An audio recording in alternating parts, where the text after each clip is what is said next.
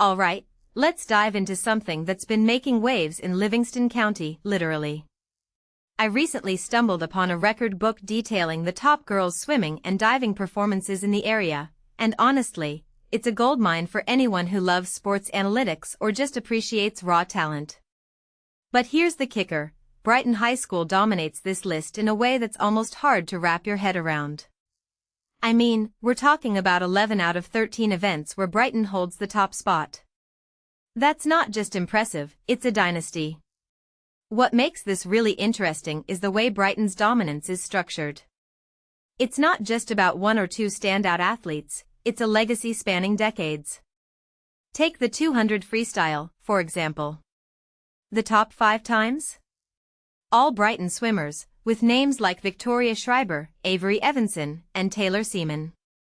But here's where it gets even more fascinating. These records aren't just from the last few years.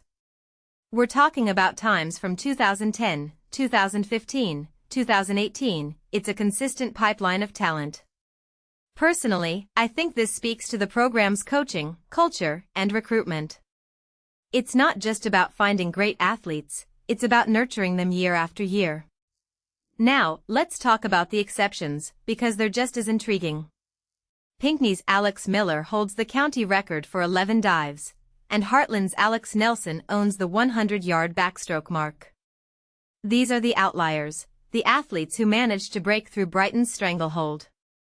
And honestly, I find this detail fascinating because it reminds us that even in a dominant landscape, there's always room for individual brilliance. What this really suggests is that while Brighton may be the powerhouse, the competition isn't just rolling over. One thing that immediately stands out is the depth of Brighton's talent pool. Look at the 200 individual medley, the top 5 times are all Brighton swimmers, with names like Jordan Leibler, McKenna Rees-Connick, and Lindsay Witt.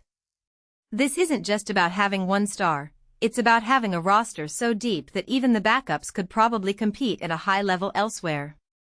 From my perspective, this raises a deeper question: how sustainable is this level of dominance? Can Brighton keep this up, or are we seeing the peak of something that might eventually plateau? If you take a step back and think about it, these records aren't just numbers, they're stories. Each time represents hours of practice, sacrifices, and moments of triumph. Take Taylor Seaman's 22.86 in the 50 freestyle from 2016. That's not just a fast time, it's a testament to her dedication and the support system around her. What many people don't realize is that behind every record is a coach, a team, and a community pushing these athletes to be their best. Now, let's talk about diving, because it's a whole different ballgame. Alex Miller's 449.85 in the 11 dive event from 2006 is still the gold standard. What makes this even more impressive is that diving is such a technical sport, it's not just about strength or speed, it's about precision and mental focus.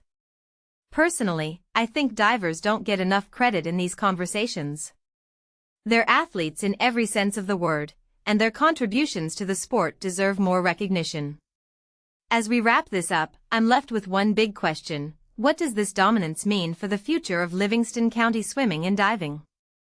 Is Brighton's success inspiring other schools to step up their game, or is it creating a gap that's hard to close? In my opinion, the latter might be true, but that doesn't mean the competition is giving up. If anything, these records are a challenge, a benchmark for the next generation of athletes to aim for. So, here's my closing thought: records are more than just numbers, they're a reflection of hard work, talent, and the communities that support these athletes. Whether you're a Brighton fan or rooting for the underdogs, there's no denying the impact these swimmers and divers have had on the sport. And who knows? Maybe the next record breaker is already in the water, waiting for their moment to shine. What do you think? Let me know in the comments below.